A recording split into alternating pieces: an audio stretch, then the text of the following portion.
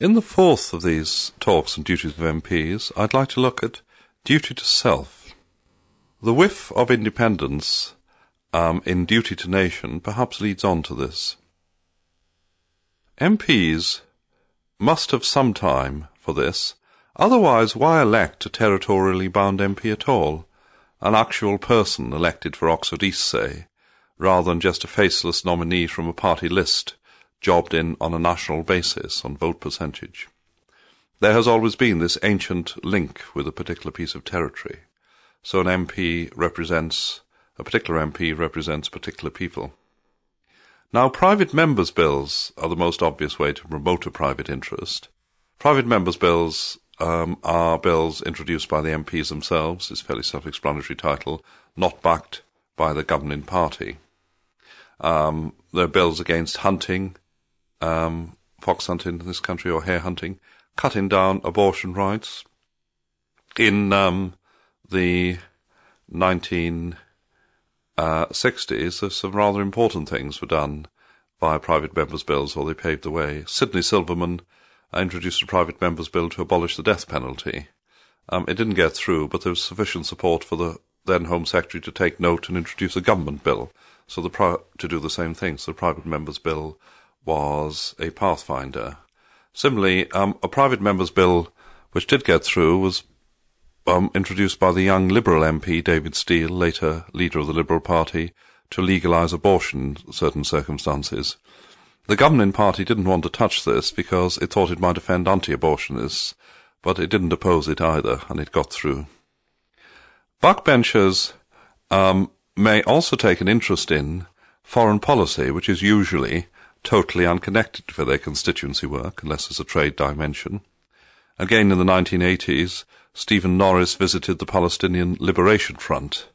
He went from exotic East Oxford to the Middle East. I can't think that had much to do with his constituency work.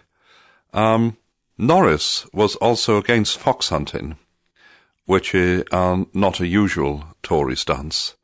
Most Shire Tories, as we call them, either tend to be for fox hunting or can't speak out against it, because the chairman of the local hunt and the chairman of the local constituency party has a nasty habit of being the same person.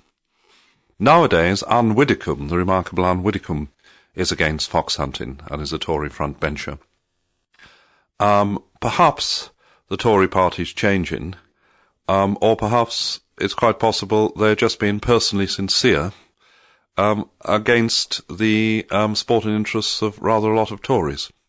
If, by the way, a Labour member says he's against fox hunting, he might be quite sincere, but he might not be at all, because it's official party policy, or generally approved of to be against fox hunting. There is, however, another less idealistic side of duty to self. In recent years, far too many MPs have become consultants for financial interests of all sorts, not in itself necessarily corrupt, but it has led to great corruption and sleaze. There were so many scandals in the Tory years to 1997, of which the most notorious was Neil Hamilton, who took bribes from the owner of Harrods, Al-Fayed, to try and get him British citizenship. Al-Fayed is looked upon as a dubious character, and neither the former Tory government or the present Labour government would get him citizenship, so he used to bribe Neil Hamilton to try and get him the citizenship. Now, consultancies and the business interests of MPs can be honest and registered. Sometimes MPs have businesses or farms or estates before they come into Parliament, or MPs, of course, have to have a job before they're in Parliament, so they could be a practising lawyer, say, before they get in and continue to practice law once they're in, or they could be journalists. So it isn't bad in itself, and there's also a very respectable argument that MPs shouldn't be a sort of ivory tower lot like academics who have no experience of the world of work or ordinary life, that they're not meant to be total specialists, total professional politicians, that they should be a body of men and women who are drawn from various walks of life for the workaday world. Yes, all those are respectable arguments, but there's a difference between always working in the family firm, say, and taking up a consultancy for an interest like the tobacco industry you've never had any concern with before, perhaps you're a non-smoker, as soon as you become an MP because the tobacco industry wants to target you. And even regulation and the registration of interest doesn't ensure honesty. The fact that someone knows you're a consultant for the tobacco industry doesn't necessarily mean that the way you do your consultancy is going to be honest.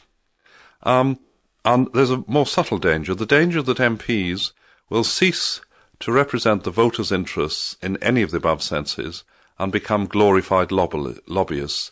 There can be corruption of spirit and motive, which the law can't legislate from, and even when MPs are staying in the letter of the law, such spiritual corruption can be subtle.